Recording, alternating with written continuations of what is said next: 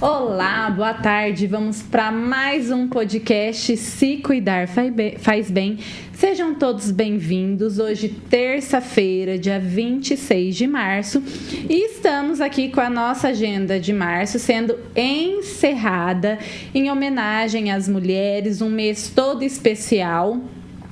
Dedicado a assuntos, a temas voltado para nós mulheres, e lógico que a gente deixou um tema que está aí muito polêmico, que começou a ficar muito polêmico no final do ano passado, e a gente conseguiu, graças a Deus, trazer uma convidada aqui especialista no tema. O nosso tema de hoje é: qual a diferença entre lipedema e linfedema?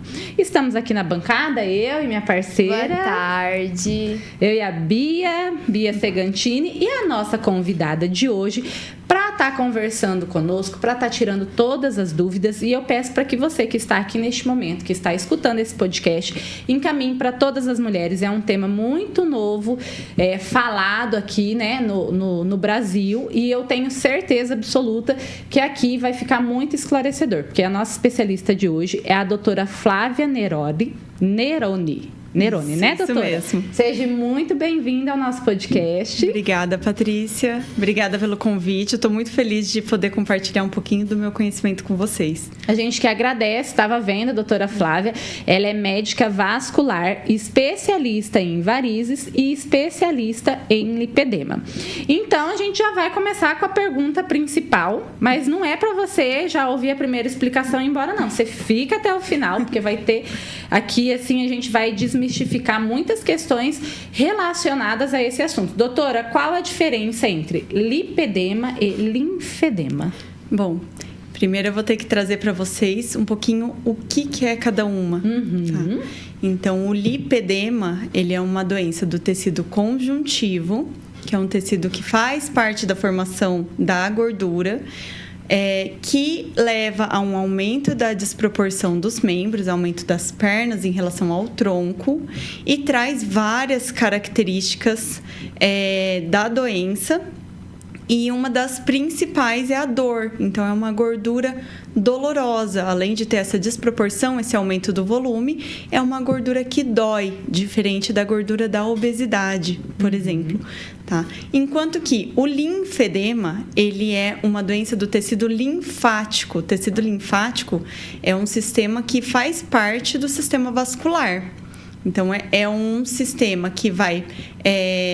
ele vai pegar o líquido e as proteínas, as macromoléculas que estão no subcutâneo dos tecidos e vai levar de volta para a circulação. Então, são duas doenças de tecidos distintos, apesar de que elas podem coexistir. Tá?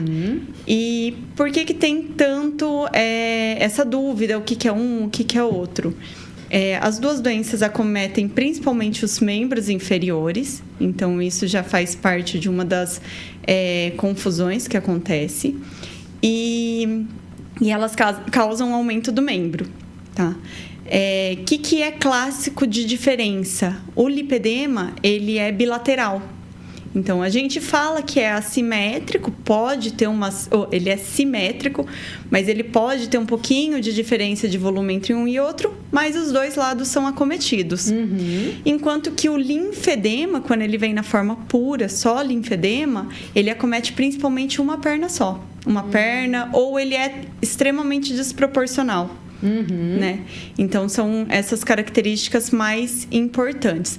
O linfedema também não dói, não costuma doer. Então, quando ele vem na forma pura, ele não é doloroso, enquanto o lipedema é doloroso.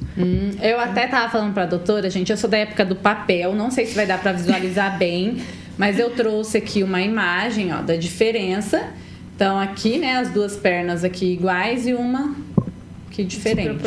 Desproporcional, né, doutora? Outra diferença que tem, a gente consegue ver nessa foto, é que no lipedema os pés não são acometidos. Aqui, né? Então, a gordurinha, quando chega ali no tornozelo, ela acaba fechando ali no pé e forma algo que a gente chama de sinal do manguito, que é como se fizesse uma constrição ali. Enquanto que no linfedema, tem o acometimento do pé, inclusive é uma das primeiras partes a ser acometido, O dedo fica mais durinho, a parte dorsal ali do pé também fica mais durinha. E a gente tem um outro sinal, que isso é mais da medicina, que a gente chama de sinal de Stimmer, que a gente tenta palpar a preguinha ali do segundo dedo, só que a gente não consegue pegar, não tem aquela pelinha sobrando, porque tá inchado, tá com edema ali, verdadeiro, né?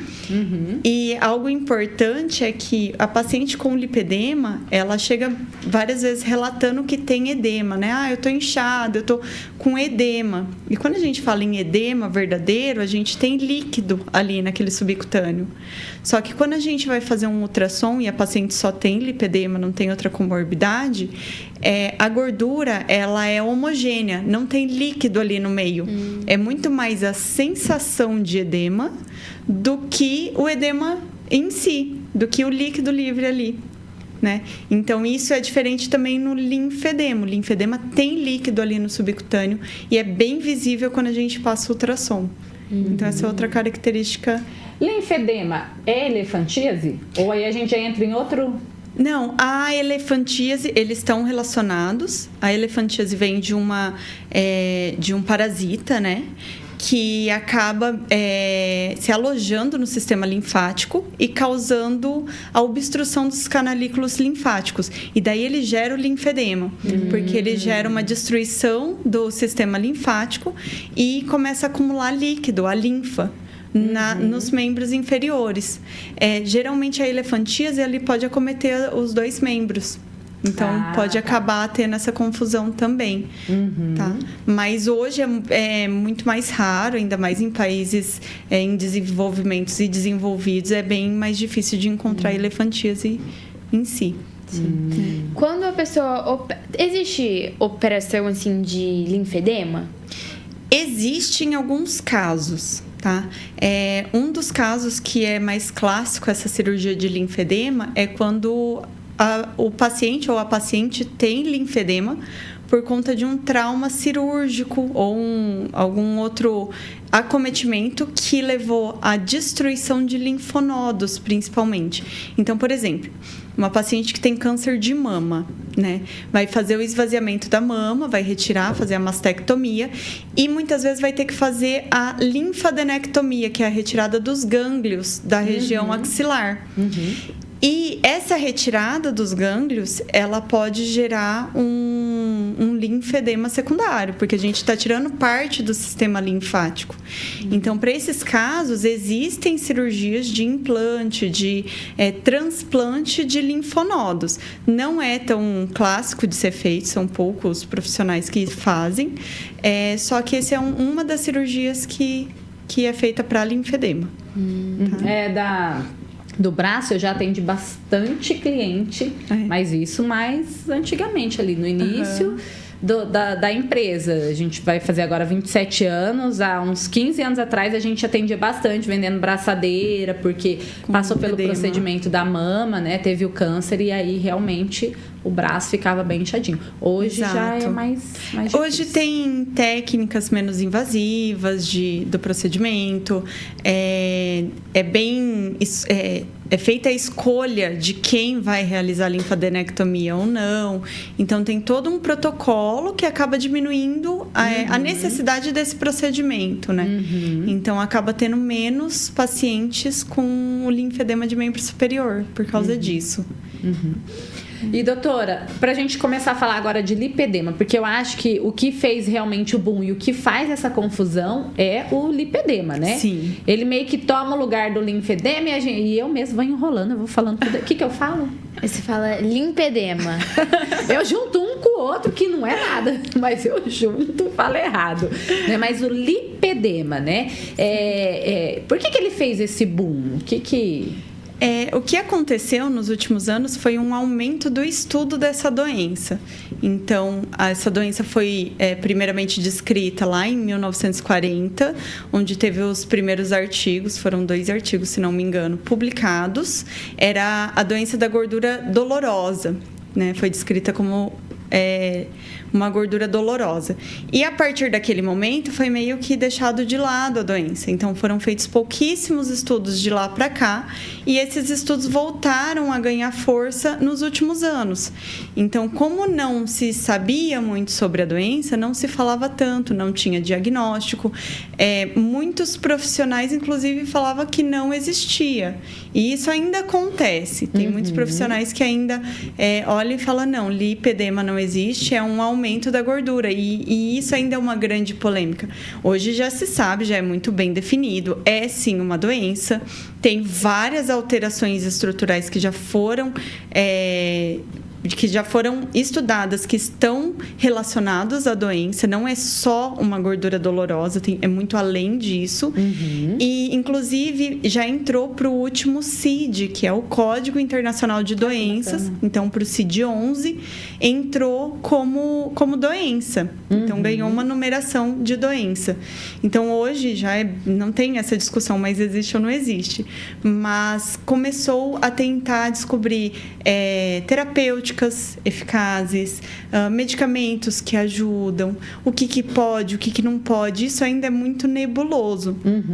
Mesmo hoje ainda tem poucos estudos na literatura que mostram algo com qualidade de evidência.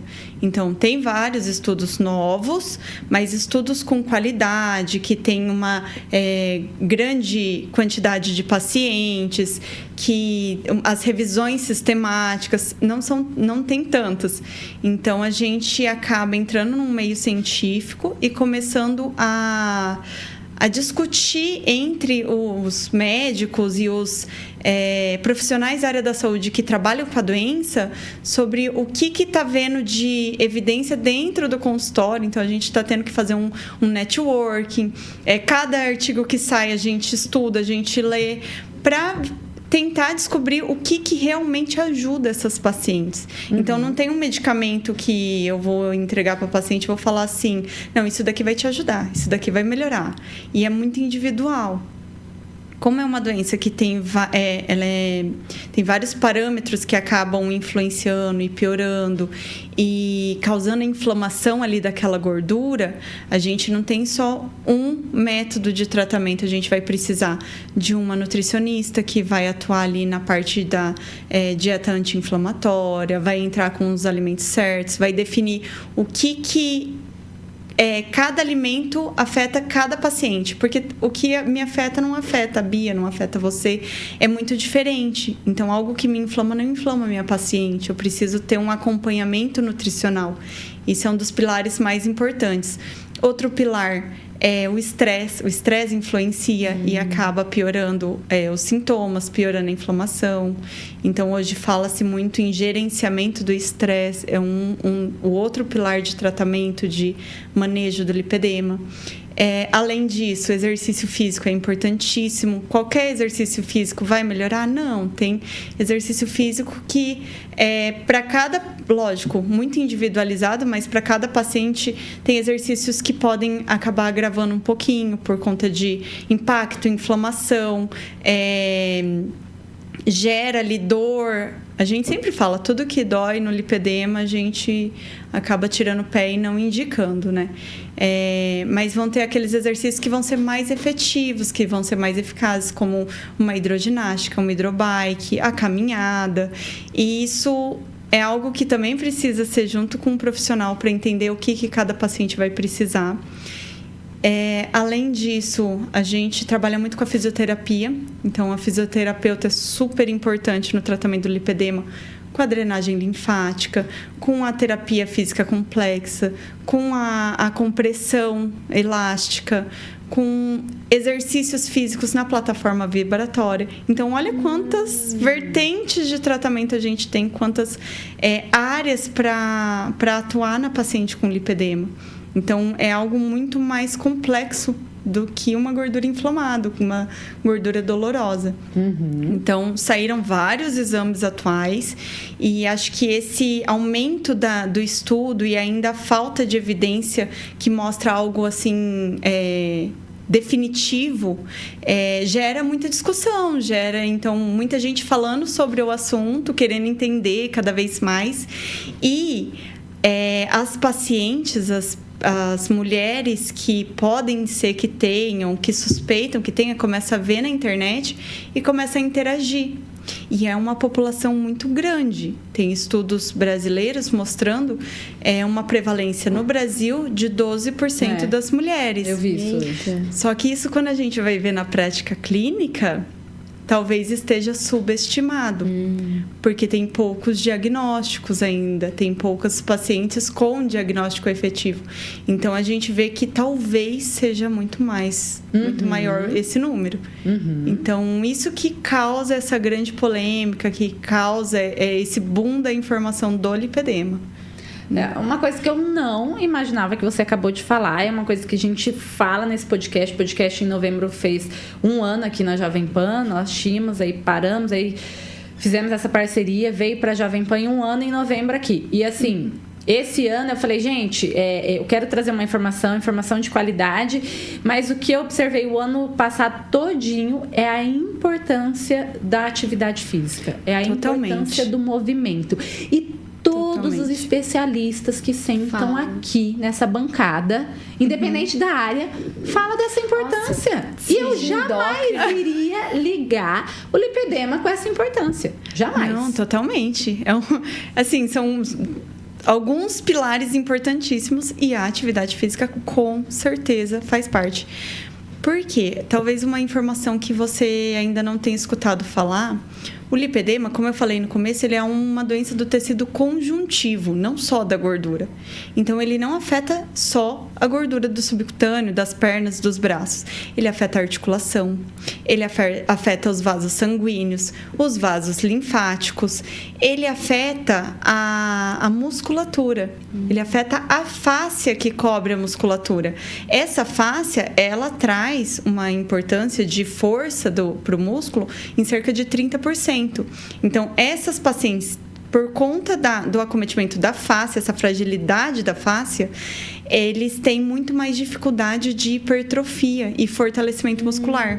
Então, são pacientes que vão malhar, que vão fazer musculação e vão estar geralmente fazendo musculação com alguma amiga, e a amiga vai estar fazendo hipertrofia e ela não. E a amiga vai estar desenvolvendo músculo e ela não. E ela fica, poxa, mas eu tento e não melhoro. E se for uma pessoa que não sabe que tem lipedema, vai desistir.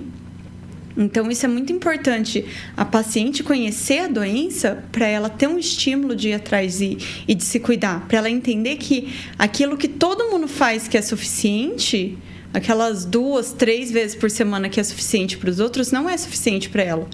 E que ela vai ter que se doar muito mais para ela conseguir um resultado. E que tudo bem, ela fazendo exercício físico, todos os pilares do tratamento do lipedema são algo que beneficiariam qualquer um. São atividades que são saudáveis para o ser humano. Então, é algo que ela vai ter que se tornar uma pessoa mais saudável. Isso é bom para ela. Não é ruim, só que ela tem que mudar a cabeça de que ela vai ter que entender que para a vida inteira, o que ela sair da linha, ela vai sentir nas pernas. Então, se ela piorar a alimentação, se ela ingerir bebida alcoólica, que é extremamente inflamatório, no dia seguinte, daqui 2 dias, 3 dias, ela ainda está sentindo nas pernas. Né? Então, é algo que a paciente com lipedema, ela precisa, assim, muito mais do que a população em geral. Né? O reflexo é muito imediato. É muito imediato. Região, então. E é algo que a gente até fala para elas. Uma grande diferença, o que seria algo de positivo para a paciente, ela sabe quando ela está ingerindo ou fazendo alguma coisa que não faz bem para o corpo dela. Então, o que a gente que, por exemplo, não tem lipedema, se, por exemplo, eu sair da linha ou tiver uma rotina muito estressante, tiver inflamada, eu não vou sentir. Eu não tenho um indicador de inflamação visível e que me incomode. Agora, a paciente com lipedema, ela saiu da linha, ela sente que ela está inflamada. Então, ela sabe, opa, eu tenho que voltar para a linha. Aí, gente, o corpo fala. É o que a gente fala aqui toda vez. Totalmente. O corpo fala. Totalmente. Uma coisa que a gente tem falado muito aqui nessa bancada.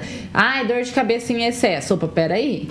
Alguma algum coisa sinal, está acontecendo. não é? Não, então, dor na lombar, agora, ó, dor nas pernas. São sinais? Sim. O corpo tá ali, tá latente, falando, né? Olha aqui. Totalmente, com certeza.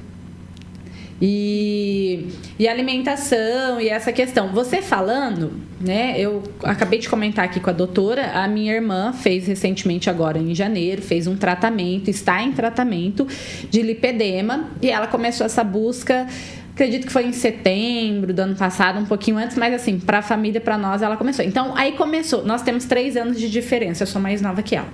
Começou muita comparação. Patrícia, você vê que você corre igual eu corro. Ela não consegue correr.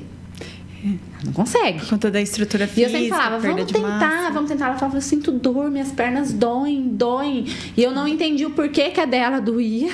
E a sua e não. a minha não. E eu falava, para, você tá com frescura.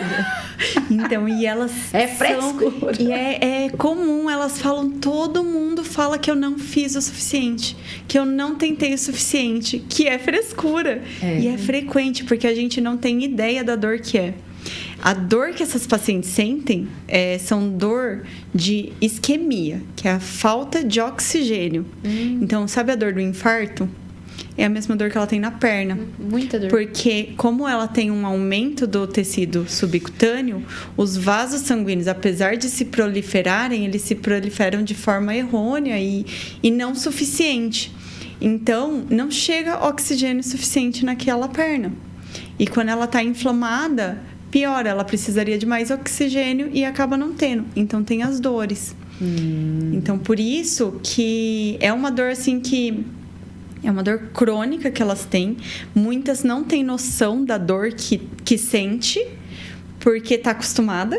Então, muitas vezes elas chegam no consultório e elas falam, não, minha perna não dói. E daí a gente pega, ó, aqui dói, e aperta de uma forma que não doeria para a maioria das... Não, aí dói, aí tá doendo.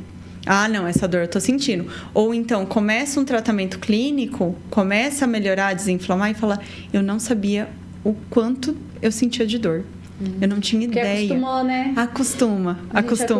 Aí só vai sentir quando tem um estímulo um pouquinho maior. Por exemplo, a corrida. A corrida dói pra elas. É bem frequente. Eu falo pra ela, não. Sim, lógico, né? A dor da corrida em si. Aquele cansaço pós-corrida. Que daí, assim, normalmente eu vou de domingo. E agora que eu voltei a treinar durante a semana. Mas é aquela coisa que eu fico morta ali o domingo. Mas é porque eu tô cansada, relaxei. É diferente. Não é que é uma dor concentrada ali na perna. Não, isso não. É diferente. Provavelmente seja realmente diferente. E várias coisas que você foi falando aí, ela malha 3, 5 vezes mais que eu. Ela malha com uma intensidade muito diferente. A alimentação dela é com uma intensidade totalmente diferente que a minha, né? E ela fala, olha aí, ó, os seus resultados são diferentes do meu, né? Ela sempre fez isso. E quando ela começou a buscar os profissionais, a estar olhando para essa questão, ela começou, você já viu, ó, olha a mãe, olha a tia, isso é uma coisa hereditária? Sim, com certeza. É uma doença que foi estudado, tem vários genes, não chegou a um gene específico, mas tem vários genes relacionados à doença e o padrão familiar é muito frequente. E pode acontecer, por exemplo, você vai conversar com a paciente, mas minha mãe não tem, minha avó não tem, minha tia não tem. E a sua avó por lado de pai? Minha avó por lado de pai tinha. Não precisa ser do lado da mãe, e as pessoas esquecem, né? Mas geralmente tem alguém na família com o acometimento, se não tem... provavelmente veio de algum ancestral. E não é 100% que é expresso a doença, né? Então, a paciente pode ter o gene, pode não expressar, tá? É por isso que, às vezes, pode pular geração. E é quase que 100% dos casos em mulher. Tem poucos casos descritos. Em homem, são pouquíssimos, acho que 9 casos descritos em homem, e que daí quando nesses casos, tem algum comprometimento hormonal, alguma alteração hormonal, alguma alteração hepática. Então, quando tem a suspeita de lipedema em homem, tem que ser muito bem investigado, porque alguma coisa fora do eixo tem, né? É bem raro. Vocês acreditam ainda, como é algo novo para a ciência, os estudos ainda estão muito em alta, a questão masculina é porque eles não buscam médicos? Porque eles não. É bem determinada essa parte de que tem associação com as flutuações hormonais femininas. Tanto que a história clínica da doença, a gente consegue... naqueles casos que são um pouco mais atípicos, a gente consegue determinar que é o que não é com a história clínica. Então, a gente vê um início da doença na puberdade muito frequente, quando começa a ter as primeiras alterações hormonais, as primeiras flutuações hormonais, e a piora e a progressão durante períodos como a gestação, que tem uma grande flutuação hormonal, e a menopausa, que é um novo pico de flutuação hormonal. E hoje não se fala em aumento do estrogênio, tá ligado? Um aumento do estrogênio. Não, é um desbalance hormonal e bem relacionado aos hormônios femininos. Então, realmente, é raríssimo ver em homem. Geralmente, quando o paciente chega questionando, é mais o linfedema. A gente vai avaliar, diagnosticar, é um linfedema, às vezes associado a uma insuficiência venosa que está em fase avançada e acabou gerando linfedema local, mas raríssimas vezes é lipedema. Tanto que no consultório a gente nunca pegou nenhum caso de lipedema em homem, né? E aparece todos os dias um monte de mulher que a gente diagnostica. É bem frequente. É uma doença crônica? É uma doença crônica. É uma doença que não tem cura, crônica. A paciente vai ter que aprender a lidar com a doença pro resto da vida. E ela vai ter que entender que se ela tem uma piora, é muito mais difícil reverter. Então, períodos de ganho de peso excessivo piora muito o lipedema, porque tem um aumento do volume daquele membro e quando ela perde peso, geralmente ela não perde peso nas pernas, ela não perde a gordura do lipedema, ela perde a gordura de outras localidades do corpo, mas a perna não. Então, é algo que a gente fala muito para as pacientes mais jovens, que a gente faz o diagnóstico precoce, a gente fala, você vai ter que cuidar muito. Porque se você piorar, para você voltar no estágio que você está hoje, é muito mais difícil. E tem sim como a gente fazer esse controle. É toda uma mudança de estilo de vida, né? Mas isso com acompanhamento, com profissionais, a gente consegue fazer a paciente entender isso. E tem paciente que fala assim, não é que nunca vai sair da linha. O paciente, ninguém aguenta ficar 100% na linha, né? Mas tem uma paciente que falou pra gente assim, eu faço como se eu não soubesse nadar. Eu não sei nadar, mas eu tô na borda, eu tô segurando a borda, ou seja, eu tô me mantendo dentro do tratamento clínico, regrada, bonitinho, e de vez em quando eu solto um pouquinho, mas eu não vou muito longe. Porque se eu for muito longe, eu não consigo voltar. Então, eu solto um pouquinho, saio um pouquinho da linha em algum período, por algum motivo, mas eu logo volto. E já me restabeleço, já volto à minha rotina. Então, é algo assim que tem que ser passado para as pacientes, que elas têm que entender que quanto mais elas fugirem da linha, mais difícil vai ser de voltar. Gente, eu tô muito feliz de trazer esse tema, fechando esse mês de março, porque eu não tinha dimensão que era dessa forma, né? A minha irmã trouxe algumas questões ali para nós, pontuais, mas assim, eu não tinha dimensão do que faz na vida, né, da mulher em si. E aí você falando que começa jovem, né, a Bia que vai completar 18 anos. E aí é nessa idade que tem que tomar cuidado, porque não começa a se identificar com atividade física nenhuma. Sim. Aí começa, olha que coisa louca, aí começa a fugir da atividade física. Alimentação, a gente tá aqui com uma futura Nutri, né? E a gente já sabe da maior dificuldade dela, que é de falar pro outro que ele tem que comer correto. Exatamente. A alimentação é uma coisa muito difícil de virar a chave, de você realmente entender ali. E aí essa menina jovem já começa a fugir e ter um padrão de vida que não pode. Exato. E começa a achar que é normal. E tem mais um detalhe, que é algo até que a gente sempre tenta puxar as ginecologistas e os ginecologistas para perto, para ajudar a tratar e para ajudar a cuidar dessas mulheres. Porque começa na adolescência, que a mulher começa a tomar anticoncepcional. É verdade. E o anticoncepcional, principalmente com estrogênio, ele pode piorar o lipedema. Ainda mais uma paciente que não está com todos os elementos ajustados para não ter esse agravamento. Então, paciente que não está com a alimentação correta, não está fazendo exercício físico, começa a tomar anticoncepcional, às vezes desanda. Então, é algo para se tomar cuidado nessa época. Nem sempre o anticoncepcional vai ser o vilão. Sim.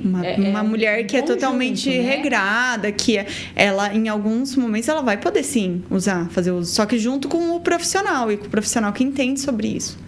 Então, é algo para ligar um alerta nessa idade. Porque é a idade para começar a cuidar. Então, se tem predisposição, se tem na família, já saiba que vai ter que ser mais regrado. Pode não desenvolver? Pode não desenvolver. Mas o mínimo que aconteceu, você cuidou da sua saúde. Sim. Né? Sim. Não vai estar perdendo. E se desenvolver, você vai estar controlando ao longo da vida. Né? Então, é algo importantíssimo mesmo de tomar cuidado desde a adolescência. Com certeza. E eu não sabia também, que eu aprendi hoje com a doutora, que não consegue perder a gordura da perna. Não, é extremamente difícil. Não sabia disso. O que a gente vê com um tratamento clínico a gente consegue sim, por exemplo, uma paciente que tem lipedema associado à obesidade. É muito frequente. Tá? A gente trata a obesidade, que é um dos fatores inflamatórios, é um dos fatores que agrava o lipedema, e a gente pode sim ter uma redução das medidas dos membros inferiores. Só que numa proporção muito menor do que a perda da gordura do tronco, por exemplo.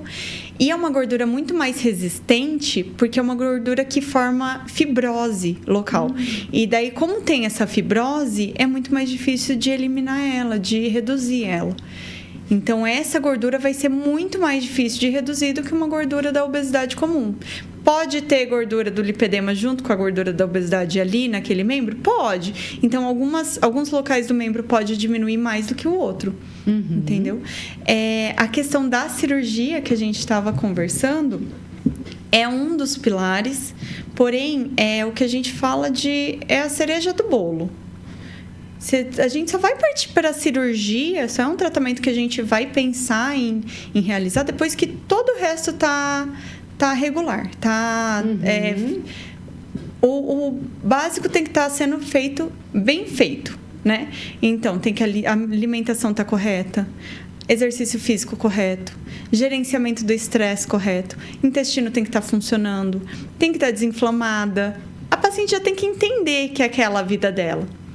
E daí, sim, não chegou no resultado que queria, ou mantém com dor, porque às vezes mesmo, apesar do tratamento clínico, a paciente pode ser refratária e manter dor, ou então por conta de alterações ortopédicas, por conta do volume do membro, pode gerar condromalácia, pode gerar desvio do eixo da caminhada, por conta dos bolsões de gordura.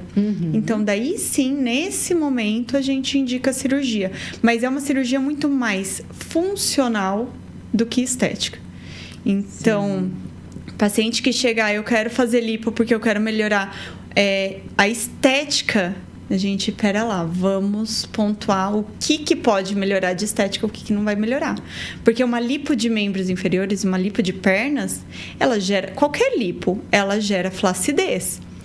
E o tecido, a pele da paciente com lipedema já é mais flácido. Então, muitas vezes pode acontecer de ir fazer uma cirurgia de lipedema e ter que tirar a pele. Vai acabar ficando com uma cicatriz grande. Então, tem que estar muito bem alinhado isso. E tem que alinhar as expectativas da paciente, porque às vezes ela acha que vai chegar num ponto que vai ficar com a perna definidona, que vai ficar aquela igual uma paciente que não tem, e não é bem essa a realidade. Melhora muito o aspecto, melhora o aspecto da celulite com tratamento clínico bem feito, só que tem a limitação. Então, a gente vai até onde a gente consegue. E também não chega mostrando algo que seria um milagre. Não existe milagre. Vai ser difícil, vai ser doloroso o processo, até entender que é uma mudança do estilo de vida. Eu tenho amado esses podcasts aqui, porque eu tenho aprendido muito. Você falando em relação à cirurgia, né? O meu pai, dor no joelho. Ele começou a querer ficar o rei da cirurgia, né? Eu preciso fazer uma cirurgia. Agora eu preciso operar o joelho. Falei, não, outra não, por favor. Já passou por vários procedimentos aí. Eu falei, não, agora vamos ver esse negócio aí do joelho. E aí ele foi no médico. Pai, você gostou? Não. Você não gostou?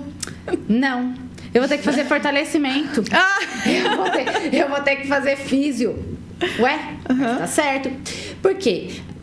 Nós leigos, a gente acha assim, a cirurgia vai ali 1, 2, 5 horas de centro cirúrgico, vou resolver minha vida e tá tudo certo e vou ser feliz. E não é assim. Não é milagre. Não é. A gente tem que mudar o estilo de vida. Foi o que eu falei pra ele, pai, você todo ano vai perder musculatura, então agora você tem que fortalecer, tem que fazer atividade. Não é um tempo de fisioterapia que você vai fazer. Agora você vai fazer disso um estilo de vida.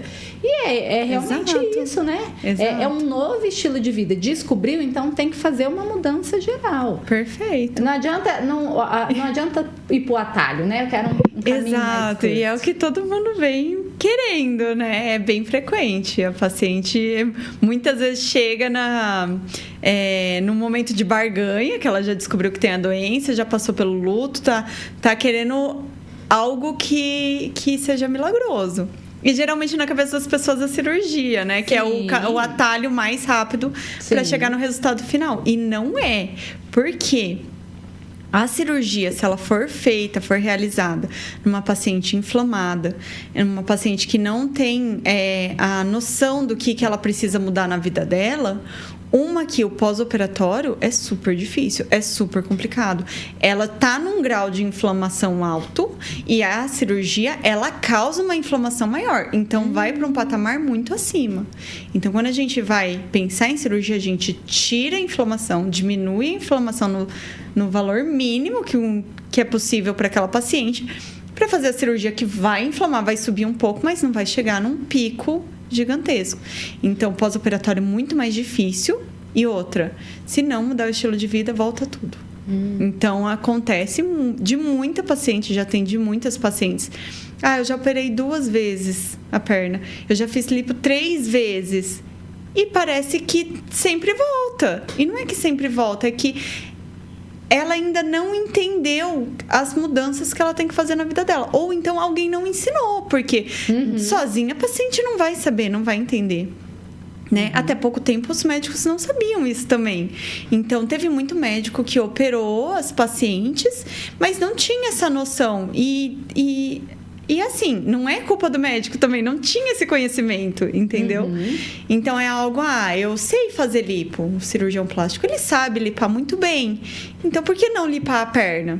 Tem uma gordurinha a mais, só que não sabia. Pedindo. Exato, só que não sabia identificar que era lipedema, que não era uma gordura comum. Então daí voltava, depois de um ano estava igualzinho. Mas espera lá, eu tirei essa gordura. O que aconteceu? A paciente às vezes nem desandou tanto, nem saiu tanto da linha, mas não sabe o que inflama e o que não inflama. Não se conhece. Não se conhece. A parte mais importante do tratamento da paciente com lipedema é o autoconhecimento. Ela tem que saber, é lógico, com o auxílio de todos os profissionais, mas ela vai aprender o que inflama ela, o que não inflama.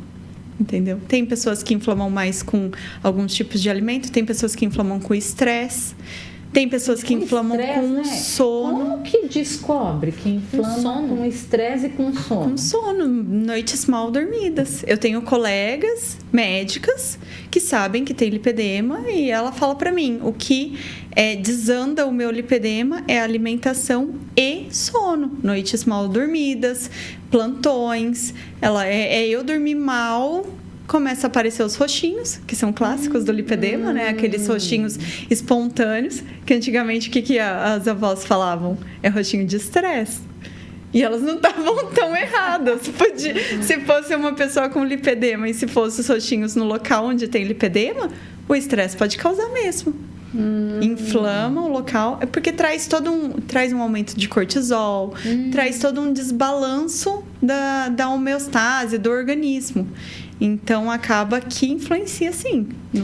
Com exames, por exemplo, exame de sangue, você consegue ter uma diferença entre uma paciente que não tem o lipedema? Isso, o lipedema, e as que tem? Tem algumas alterações, só que assim, não é todas as pacientes que têm, então a gente não consegue ter um exame que vai definir é lipedema ou não, mas tem algumas alterações metabólicas que podem ocorrer mais frequentemente com a paciente com lipedema. Por exemplo, é muito frequente a gente ver paciente com lipedema com hipotireoidismo. Então, com alterações dos hormônios tireoidianos. É muito frequente, está relacionado à inflamação intestinal, que é muito frequente nessas pacientes. Tem uma doença que a gente chama de leaky gut, que é quando fica permeável o nosso intestino. Não sei se você já chegou nesse ponto, mas você vai estudar essa parte. Em que o nosso intestino está com a mucosa aberta e está absorvendo muito alimento, alimento e micro-organismos e substâncias que não deveriam absorver. E a gente acaba criando anticorpos contra esses organismos, contra essas proteínas, e são anticorpos que acabam atacando nosso próprio organismo, os autoanticorpos. Então, a gente vê alterações da tireoide decorrente a isso, e é muito mais frequente na paciente com lipedema. Né? Tem alguns outros, mas não segue um padrão tão perfeito. A leptina pode estar alterada. Tem algumas patologias que podem ser associadas mais frequentemente a paciente com lipedema, como é muito frequente a paciente com lipedema tem um diagnóstico de fibromialgia. Pode ser que não era fibromialgia, pode ser que era por conta do lipedema que ela tinha as dores nos braços, às vezes tem gordurinha embaixo do braço, nas pernas, então ela é mais sensível por conta do lipedema e foi diagnosticada. Já viram associação com TDAH, só que são... com TDAH. E é relativamente frequente. Só que tudo isso precisa de estudos mais aprofundados. São estudos menores que precisam ser desenvolvidos para mostrar se realmente isso é uma associação que a gente vê mais na prática clínica, ali, às vezes, numa população viciada, que a gente chama, né? Do que na população geral, ou se realmente é um padrão nas pacientes. Algo que a gente costuma ver, elas têm, quando não tem associação com obesidade, elas têm um risco cardiovascular mais baixo. Por quê? Elas têm um acúmulo da gordura periférica e não central.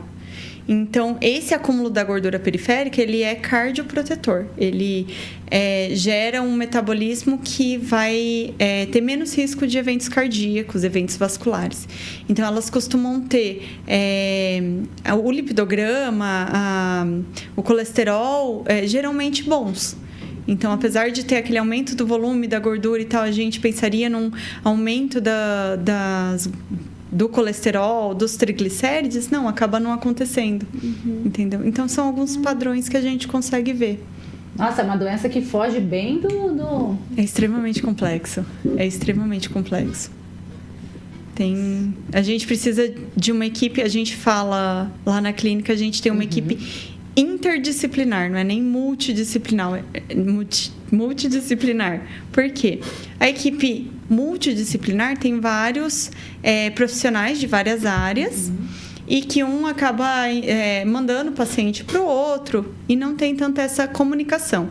Ali na clínica, o paciente sai da sala do médico, que pode ser qualquer médico pode tratar lipedema, desde que esteja estudando o assunto. Então, a gente tem a nutróloga, a gente tem a cirurgia plástica, eu atendo o lipedema. Então, qualquer uma das médicas pode atender o lipedema e a gente se conversa. Eu vejo tanto o diagnóstico quanto o início de tratamento, eu vejo também as comorbidades vasculares, que são muito frequentes. Cerca de 45% das mulheres com lipedema têm insuficiência venosa associada, porque tem todas essas alterações estruturais do tecido conjuntivo e acaba tendo muito mais chance de ter varizes. Então, eu atendo ela, eu vejo também a parte vascular, eu vejo os exames, eu chamo a nutróloga, eu falo, olha, o que você acha da gente suplementar aqui? O que você faria nessa parte? Eu encaminho para nutricionista, eu converso com a nutricionista, eu falo, da minha parte, eu tô vendo isso, o que você... Então, a gente tem uma comunicação interna. E precisa disso, porque senão fica muito solto, né? Sim. Não fica cuidado, né? Não tem aquele tem que ter olhar uma comunicação voltado. Porque é um olhar bem voltado realmente para a doença, ainda mais que é tudo muito novo, né? Exato. E, lógico, eu não passei por diagnóstico, só a minha irmã, né? Mas eu com 15 anos já começou a me incomodar uma veia ali na minha perna, que eu falava, mãe, eu sou muito nova para já ter uma marca, eu sou muito branca, né? E aí com 21 eu casei com 20, com 21 eu operei. Tirei a safena da perna direita. Porque aí fiz o exame, o Doppler e tudo mais, não funcionava, não ia. Eu realmente tinha muita cãibra na perna, doía muito. Tinha sintomas. Tinha os sintomas, tudo. E aí fiz a cirurgia, o médico falou, melhor você fazer antes de engravidar. E meu sonho era ser mãe, né? Então eu queria muito engravidar. Eu falei, já vou preparar as pernas já pra isso. Engraçado, né? Porque uma das coisas que eu falava assim, nossa, mas a genética também podia ter colaborado comigo, né? Porque a minha irmã, aquela perna linda, você não vê uma veinha na perna dela. Eu falava, olha que genética boa, igual da mãe, vocês não têm varizes, não aparece nada. Daí ela veio com a notícia do lipedema, e eu que sempre me incomodei com essa questão venosa, né? Com uso de meia e tudo mais. E aí, assim, a maioria das coisas que você foi falando aqui, eu já fui descartando. Não, isso eu não tenho, isso eu não sinto, né? Mas tem a questão do problema venoso. Então, por isso que também não dá pra dar um Google e falar assim, não, eu tenho, não, eu não tenho. É realmente um acompanhamento, né? Exato. A única coisa que eu vou dar uma notícia triste aqui para as mulheres, que eu li no Google, que celulite não é lipedema, não vale. Exato. São duas doenças diferentes, apesar de a paciente com lipedema ela ter os nódulos, ela ter o aspecto celulítico, tem a celulite que não vem do lipedema, então... não dá pra associar, né? É uma doença que você não pode... eu tenho, eu não tenho, não tem como estar fazendo muito difícil. E muitas vezes a paciente chega no consultório e o médico fica em dúvida. E é comum, e ok. E a gente não vai conseguir diagnosticar todos os casos mais iniciais, os casos atípicos, os casos em que a paciente está totalmente desinflamada e não tem dor. Às vezes é inicial e ela não tem dor. Então, a gente fica em dúvida, mas a família tem uma história positiva forte, ela tem os rostinhos espontâneos, mas não tem visualmente aquele aspecto de lipedema, aquela desproporção, mas já tem a pele um pouco mais fina, é uma pele macia, é diferente a pele da paciente com lipedema. E a gente vai vendo, com a prática, a gente vai vendo essas diferenças. Só que chega em alguns momentos que a gente vira para o paciente e fala assim, olha... Se for um estágio inicial, com os sintomas que você está me dando, eu não consigo fechar diagnóstico. Porém, se você tem na família, você tem uma chance muito grande de desenvolver. E o tratamento, ele é mudança do estilo de vida. Ele não vai te fazer mal. Então, não custa nada a gente começar a cuidar desde já para evitar que vire... que progrida, se for o lipedema, ou que acaba desenvolvendo, se tiver uma predisposição, né? Nossa, show. Acontece. Sim. Acho que respondeu todas as perguntas que a gente foi lendo ali, que tinha. Sim, legal. Ficou alguma coisa, doutora, assim, a gente tá indo pro fim, ficou alguma coisa sem é um assunto falar? Bem amplo, tem muito, a gente tá correndo muito atrás de informação para tentar levar cada vez mais um tratamento melhor e com mais resultado para as pacientes, né? Mas só deixar o alerta que a doença existe, que a doença é muito frequente e que precisa ser cuidado, né? Precisa de um tratamento especial.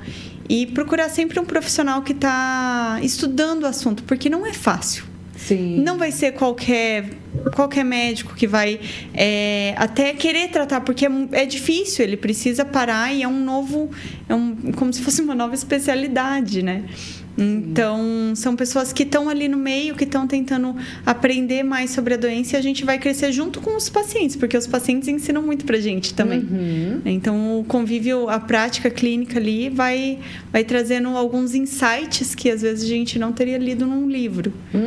Sim. Então, é importante procurar. Doutora, é importante também quem, né, tá conosco, vai depois estar assistindo, compartilhando esse podcast. Deixa os seus contatos, o contato da clínica, como te encontrar, encontrar a clínica, né? Como tá agendando aí? A gente tem uma equipe aqui em Maringá, né? Encabeçada pela cirurgia plástica Heloíse Manfrim.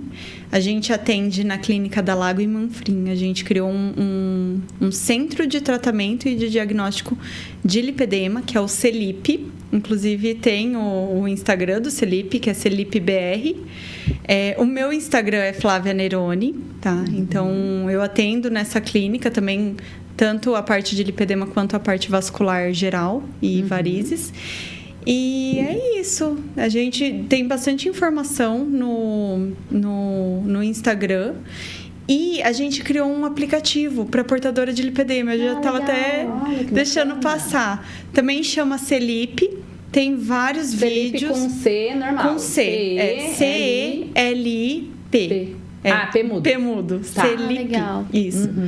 E lá tem bastante informação. Todas as profissionais da nossa equipe, a nutricionista, fisioterapeuta, cirurgia plástica, nutróloga, todo mundo ali tem um vídeo explicando, tem vários vídeos explicando sobre todas as vertentes. Tanto manejo do estresse, com terapia florestal, com meditação, quanto a parte alimentar. A nossa nutricionista, ela tem bastante vídeos mostrando dicas e orientações para melhora da alimentação no geral. É bem interessante mesmo. E esse aplicativo são para as pacientes? É gratuito? Como que é voltado para paciente. Tem que vocês a parte estão dando acompanhamento. Isso, mas para paciente que eu digo, para portadora de lipedema. Não é só para as nossas pacientes, é acesso livre. Legal. Tem a parte gratuita e tem alguns conteúdos pagos. Né? Aí é assinatura mensal, mas é tranquilo. Bacana. Legal. Bacana. Agradeço a sua disponibilidade, esse papo maravilhoso. Deixa aqui, tá? Nossa bancada à disposição da sua equipe. Obrigada. Se a gente quiser estar fazendo um tema aí com várias profissionais, para vocês estarem trazendo mais informação para a gente estar compartilhando. A ideia do podcast Se Cuidar Faz Bem é realmente levar informação de qualidade, comprovada, né? E a gente gosta muito de ter os melhores profissionais aqui na bancada. Agradeço de coração. Obrigada. Tá Eu que agradeço o convite. Quero agradecer minha patrocinadora oficial, Ortopedia Brasil, e o apoio da Jovem Pan.